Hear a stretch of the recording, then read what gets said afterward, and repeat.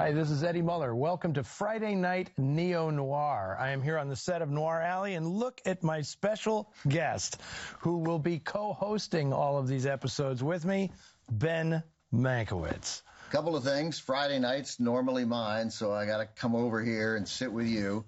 It's incredibly dark here. My goodness. But thank you for inviting me over to Noir Alley. Yes, you're very welcome, Ben. I have to get my vitamin D shots, my supplements after working on this set.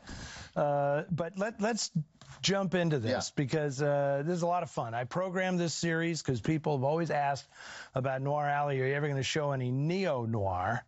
And I guess we can start out by saying, what the heck is neo-noir? Yeah, well, that's going to be my first question to you. What makes these movies neo-noir?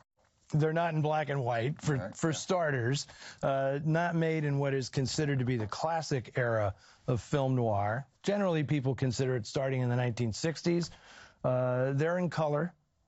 They're made, most of these films we're going to be showing are made after the decline of the production code. So yes, brace yourself. There's going to be some language and some violence and some sex and stuff in these movies that you would not see in the classic films. But a lot of these movies are also tributes to the old films, as well as attempts to kind of do things that they couldn't get away with in the old days. So there's no, I mean, look, the answer to this, I guess, is clearly no. But there is no set rules. There's no template for what constitutes neo-noir. These are crime thrillers. You could stop and call them that.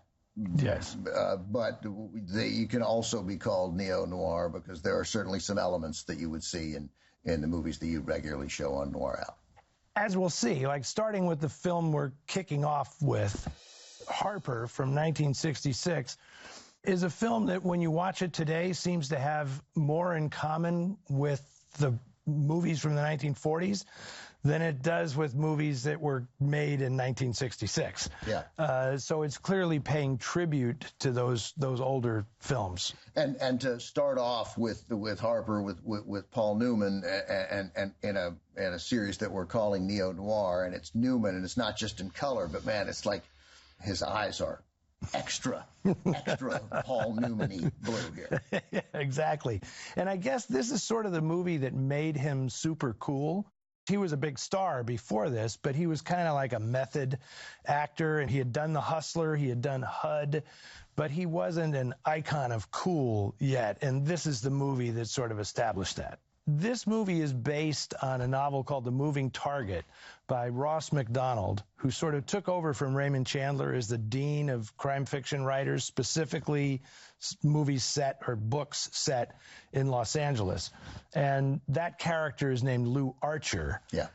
But Newman changed it to Harper because of the luck he had had with The Hustler and HUD. He wanted an H name. And then we got Hombre. Also, yes, exactly. From Newman in that list, yeah. And the book's 1949. The book is right in the noir wheelhouse, but the movie is 17 years later. Precisely. And my understanding is that this project really kind of began with William Goldman, the screenwriter, who was a big fan of those Ross Macdonald novels. That's kind of why this movie feels so old-fashioned, is because it was written in that era.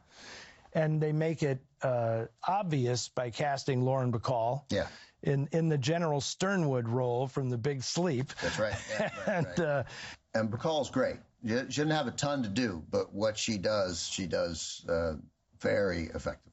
Yeah, absolutely. And it's interesting because when you watch this film today, it kind of fascinates me because people say, oh, you know, it's not noir if it's not in black and white. And all those old noir films were so archly theatrical in the way they were photographed, and so is this. It's in color, but Conrad Hall's cinematography is not particularly realistic in this film, and they do what I think is like a corollary to the old noir films, but they do it with color.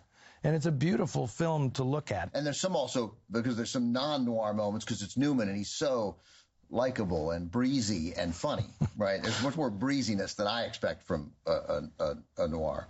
But there are a couple of scenes where you're like, oh, Right, I get it. This is why Eddie put this in. This is why we're showing this. Yeah. Well, Eddie put this in here because if you're going to talk about neo-noir, I kind of see this as the first example of Hollywood being self-reverential and saying we're going to make a movie like they made these movies in the 1940s. So we're going to get to some films that subvert all of that. But to start, we're going to go to 1966 with Paul Newman, the epitome of cool, playing Lou Harper in Harper.